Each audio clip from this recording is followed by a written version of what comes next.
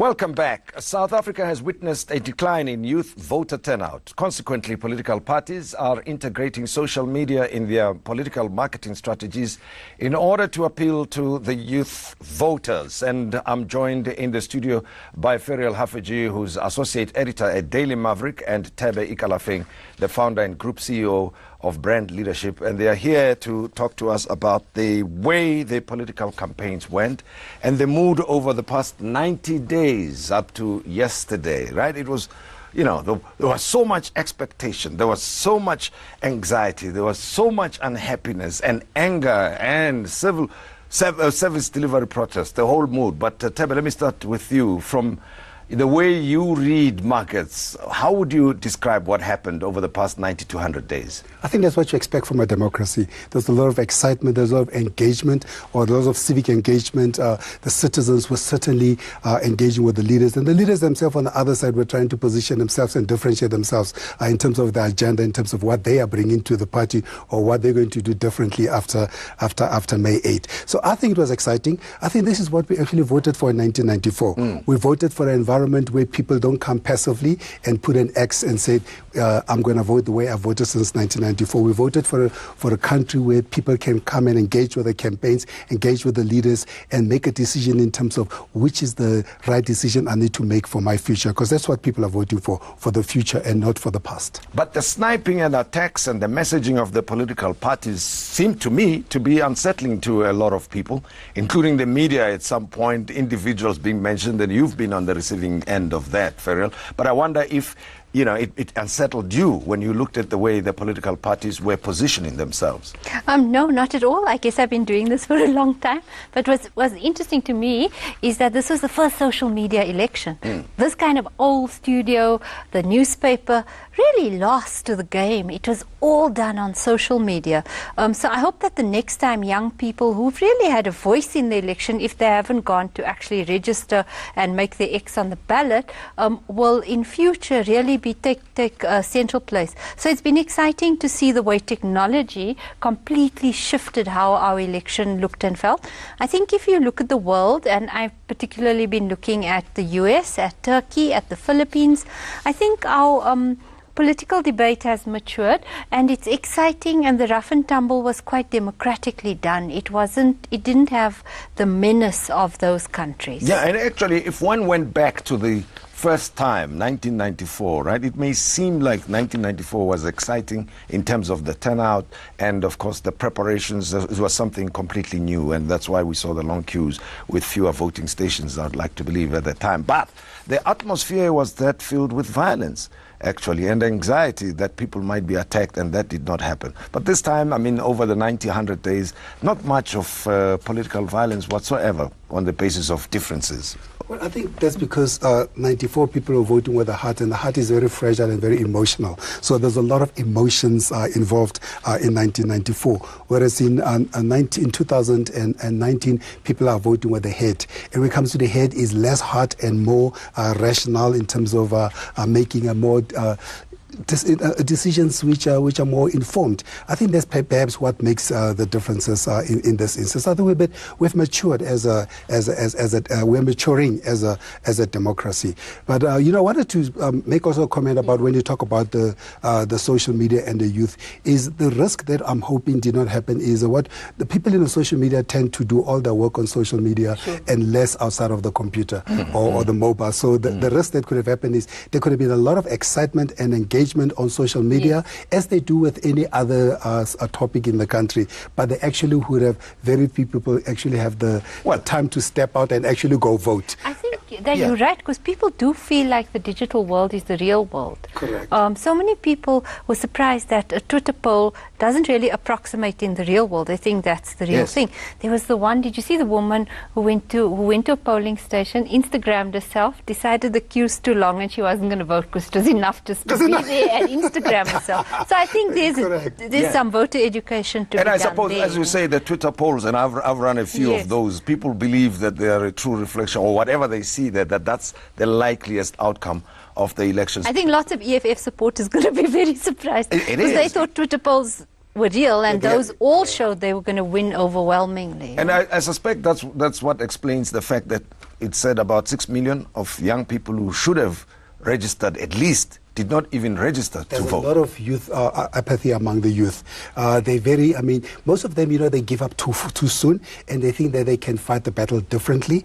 A lot of them will say, why am I going to vote? Nothing is going to happen. I wasn't here before 1994, so I don't know what they're talking about. I'm focusing all my energies on what's happening now, and so far they've done nothing for me, so I'm not gonna vote. So there's a lot of apathy, and I think that's what Pharaoh says, that there needs to be a lot of education on voter education, not so much on how to vote, but the why to vote and the impact that they can have. If you look at what they did, what the youth did during the Arab Spring, you can see, you go to Sudan, and you can see in terms of how there was a proper use of social media, because it was a combination of Facebook and all those, but they complemented that by actually going out into the streets to go complement that. So, but now what you find, particularly here in South Africa, I tend to find is a lot of us have got great mouths and very articulate on social media, but we've got heavy feet.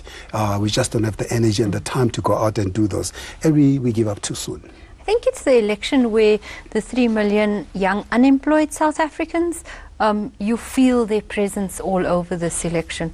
And I was quite sad that in the rough and tumble, a very good idea of the DAs didn't get an airing.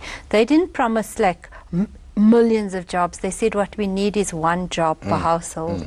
And that told you a story of, in many homes in South Africa, there isn't a single person working. And that's just gone into the next generation, which for me, I hope is really going to be the focus of President Cyril Ramaphosa, because at least that's one thing that won't be surprising. We know the president. He cannot escape that one. It has to be on the agenda. But we had 48 political parties contest the elections, at least at national level. What does it say about the South African political landscape? If it is true that we are maturing, that democracy is entrenched, why would other groups still believe that they've got a voice to add to the cacophony of noises that we have in this nation? So let's look at the US for a second. Although it's broadly 2 parties, but within the Democratic Party, you've got 21 or 22 people who are all challenging. So it's a similar mentality. It's a mentality of saying that I think I can do this better. I think I can do this differently. I think we should welcome that. It's okay to have so many people, but the way the world works anyway, in the end, only 1 or 2 or 3 are really going to come to the top. So the others is the noise that you require, that the color. It's the political color and noise that happens, and it should be encouraged. But that Thebe should be able to say, I can be a president in this country. For me, is as much as we may have had 48 political parties contesting the elections, one would have thought they'll bring new people to the market, as it were. But they were competing within the same audience, so to speak. You see, if it was expanding the market in a business context, when there's a new player, that it brings new customers on board or new markets, but it does not seem to be the case. Lots of people who threw their hat in the rings, quite new. The Women Forward Party, the ZA Capitalist Party, the SIRWIP, the Socialist Revolutionary Workers Party, Cloudy's ATM. You got Jimmy Manye. But history shows us that only 13 or 14 parties eventually shake up into making it into Parliament. And I think the other thing, maybe even closer to your question, the other thing is it's all about trust. So political voting is putting your future on somebody's hands. So the reason you tend to see the old people, the old parties, is about being trusted and about being able to deliver on what you said. Can I trust him? Does he have the infrastructure, or is this just somebody who's going to come up and say, vote for me? Because then ask the questions, but what are you going to do? You won't even have the scale or the access to the levers of power as you are now. So that's why we tend to see the new people. So what one needs to be looking for, rather than necessarily the new people, is new ideas and also proof of new ideas. So for example, and if you look at President Ramaphosa, for example, versus perhaps, let's say, JZ, President Zuma. JZ was probably more about the old way, doing things the same way, the ANC way. Whereas Cyril Ramaphosa is more, with this new dawn. It's about, we need to do things differently. We need to acknowledge the past, but we need to also embrace the future. So one can renew within an old construct, if you will. But you see, he was saying that in an atmosphere where people were hurtful, very unhappy with the way things had gone the past 9 years, particularly the past 4 or 5 years, and that they were only beginning to know the extent of the rot of the corruption within the body politic and the state in South Africa. One thought that it would actually backfire on him. It didn't. There's a real South African personality trait that is interesting. If I say to you, I'm so sorry, I'm going to do better this time, generally you'll tend to give me the benefit of the doubt. And all sets of research are showing that the many times President Ramaphosa on the campaign trail, he said, we messed up, I'm really sorry, and we're going to fix this. It worked. Yes, and the 9 lost years, yes. All those. So there's a bit of a remorse, and there's a bit of trust in the person. And we have that. Shame. Yeah, and what also tended to happen this time, while on the ballot box they couldn't do it, but there's mentally people separated the party from the person. They really so what they said, Cyril, I trust. I like his story. I like what he's about. Oh, what I like about Cyril as well is the one that Mandela had anointed. He may bring in a bit of that which Mandela wanted. So, there's a little bit of that. And they said, the party has messed up.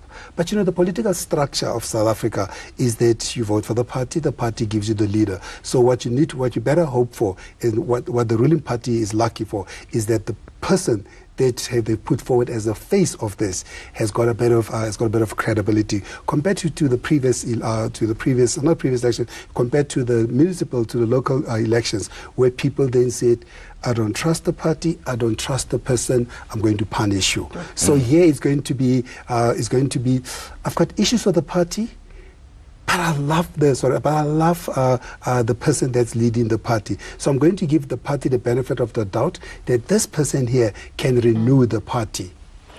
Well, we will continue our conversation in a moment, and Ferrell Haffajee, Thebe Ikalafeng are my guests as we discuss the lead up to the elections. It's over now. We know who's going to be in charge of the country. But hey, it was a colorful spectacle, and you added to that. We'll have more discussion in a moment.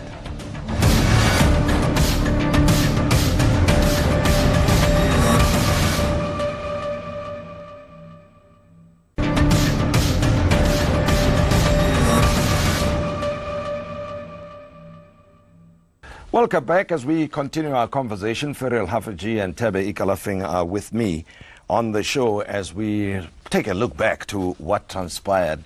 And you were having a chat about Mmusi Maimane, for instance, and the style of dress. One wonders why his messaging resonated to some extent, but more or less brought the same returns as the last time. And given that the ANC was in disarray, at least in terms of the internal fights, that somehow that did not benefit not only Mmusi, the DA, or Julius Malema and the EFF. Why is that, you think? They had a terrible campaign, Tim. The DA did. DA, yeah. They were first out of the blocks, very good ideas, I thought pretty good advertising, but they spent 2 years fighting with Antipat de Lille, and it did them absolutely no favors in what used to be their heartland, the Western Cape. And when last I looked, they were really struggling to bring out every single vote there. It doesn't look, at the time I checked, that they were going to win the Gauteng province. They had set themselves a very clear target, 3 provinces to build on your 2016 gains. But all I saw was a party scrambling and fighting with itself, breaking into terrible factions. Well, let's unpack then the respective campaigns and how they were run. I mean, the ANC, the DA you've mentioned, and what about the ANC and the EFF? Well, I mean, there's many ways you can challenge. You can position yourself. EFF has always challenged or positioned themselves as the challenger. They say a bit of a challenger and a change agent, because they said that we are the anti-establishment. We are going to come back and we're going to change things. And I think they pretty much stuck to the message, because what the EFF has done very, very well is throughout their existence, they picked a very clear positioning, clear program of action, and they've broadly stuck to that, and of course the charisma of Malema and all those, which was able, by the way, to withstand anything else that happens, whether it's a VBSS or all those things, because of the charisma of the leader and the clear message and the promise of what they can do. The ANC what the ANC did very well as well is that Cyril was able to position the party and himself as a very remorseful party, a party that is listening, that acknowledges the past, and because he's the commander-in-chief, was also able to do some things within the government which help his future agenda. You know, in terms of strengthening the institutions, and that may have worked in terms of the citizens, right? Correct. Not even the voters. Correct. But he was facing problems or challenges within the ANC. I mean, the reports on some of the top leaders of the ANC, the Peter Louis Myburgh book about the Secretary General, one thought that was going to somehow hurt the ANC's chances. Coming when he did the book called Gangster State, which is an account of the life and times of Ace Magashule, the party's powerful Secretary General, it really did turn the campaign from quite warm and friendly to quite defensive and offensive at times. The attacks on the media that came out of it. I know the party tried to put a lid on that, but it does give you some inkling of the very big divisions that the President Ramaphosa will sit with, and also how he's going to navigate among those competing interests in his party. But to be honest, I think the ANC did really well to put on a united face and to run a very coherent campaign. Fikile Mbalula is an extremely good election campaign manager. Yeah, you know, what they were able to do well as well is to always return to the message. Always. So whereas the DA was embroiled too much in the internal factions, so between the two of them, between the ANC and between the DA, both had a lot of internal challenges. Where if it's not the Delil factor in the Western Cape or Ace Magashule in the ANC, but what the ANC was able to do very well is always to get back to the message. Because when you're running any campaign, particularly in politics, stay on message. Discipline is very important, and unity of command is very important. So we're able to see that Cyril is in charge. What is the big theme, you think, then, of the election? Because, you know, we know in South Africa that the major problem is that of poor economic growth and definitely high unemployment rates that we live with, right? High inequality and poverty levels in the country. But somehow, I don't think that these were issues that were really highlighted. Corruption seemed to be the dominant feature, the dominant issue that was raised by different political parties. I guess because I followed closely, I do think it was a pro-jobs and anti-corruption election, and then it was very much a personality-driven one. For the ANC, it rested on the personality of Cyril Ramaphosa. You'll remember in the local government election, the ANC tried to make the picture of JZ quite small. This time he was the beaming big face of the party. Correct. I must agree that ANC was more personality-driven. Because, I mean, if you look at all the overarching message of growing together, all this, I didn't think it was necessarily a big message or something that I can go take to the market as a, and if you will, in terms. But what I think, because there was such a reliance on Cyril the person and Cyril the personality, ANC was able to overcome having perhaps if you contrast it with the EFF, such a strong agenda-driven campaign. Because the EFF's one is very clear, I mean, agenda-driven. We're going to come into government, we're going to give you a land back. And we're going to get all the youth employed. You know. and double we're going to double the and we're going to double, yeah. And then, or if you look at Daudi, it was quite interesting on the interview I saw. He says, we're going to increase the salaries of the employment. I'm like, huh? so I think, you know, I mean, that was other interesting thing about the campaign this year is part of what you see in the campaign in such a broad church as South Africa is, if you will. Is then you have those who position themselves as change agent, but mostly are just the jokers. You know, that we entertain them we engage with them for the entertainment values, and others we engage with them in terms of for the real change what they're going to bring to the country. Well, looking at the way the pollsters went about predicting the elections, were they way off the mark, and are the methodologies still sound, do you think, I mean, going forward? There were three which broadly agreed with each other, and those were Ipsos, Mark Data, and Citizen Surveys. Those were built on each of them over 3,000 200 respondents at various times, dropping to 2,800. So they sat with you and asked you, and Ipsos had a ballot which they asked you to mark. The one that's counterfactual, that really made a very different prediction, was the Institute for Race Relations, and that one was by mobile phones. So I think that one's accurate for the sharp slicksters in the cities. Correct. And the others are probably closer to the mark, but we'll know all quite soon. Yeah, we'll know all. I mean, the challenge with pollsters is that they used to be very, very reliable because for a long time, people's hearts and heads were aligned. Okay. Well, and there was there was a tendency to say people generally don't move too much. But what we have to acknowledge is that South Africans are no longer what we were in 1994, where we are not so much stuck on I want to say principles. We are now really stuck. We are now saying, I'm pretty fluid. South Africans are much more fluid in terms of their choices now. Yeah, The problem with that is when people also tick off these polls, they tend to tick them off based on, okay, that's what I'll say, that's what I'll do. But when they go there because they're fluid, they go with, I can't believe what just happened yesterday because of that. Yeah. So there's a bit of emotion. There's a lot more hate now involved. That's maturing. Yeah. Yeah. Well, and that That's people, so, yeah. can, two ideas can live together Yes. in one mind, and split vote, I suppose. That's why That's why now you hear a lot of people saying that I've split my vote when they speak. You say, who are you going to vote? Before, you know what? 94. Matter of fact, I don't understand how in 94 the ANC did not get 90%, because the ANC should have gotten 90%, because everybody should have just said, I am voting ANC.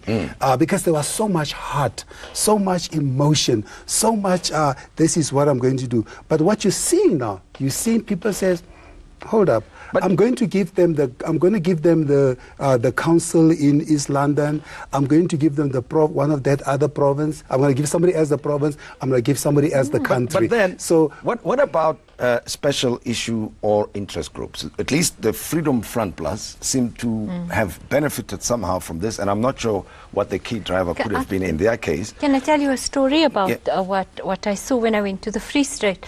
I mean, that poor place is really addled by corruption, and I guess you can feel it. So when you came in there was a big, it was a huge billboard, probably one of the biggest you can find, and it had that slanterig. Yeah. And I think that thing really worked for its core audience, and it seems like many DA voters went to, white ones went to Freedom Front Plus, and then many other coloured people went to the ACDP as a choice, because they were turned off by how much the DA was fighting internally. Yeah, and a lot of those fringe party, or let's not fringe party, a lot of the parties which go back to the past and are feeling quote-unquote marginalized in the new South Africa, they rely a lot on their core voters. They rely on their core voters longing for the quote-unquote past, how things used to be. So they will benefit from that. Because, I mean,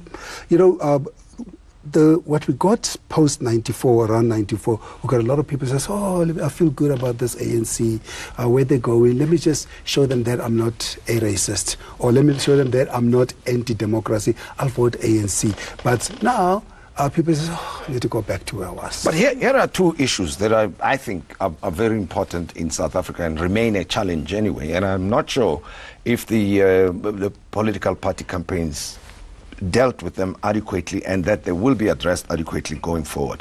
One is the question of reconciliation and race identity politics. And the other one is the question of land, that if EFF did not generate as much support as was anticipated on them being the campaigners, the advocates for land expropriation, that what does it say about, one, reconciliation in broad terms, and two, the question of land?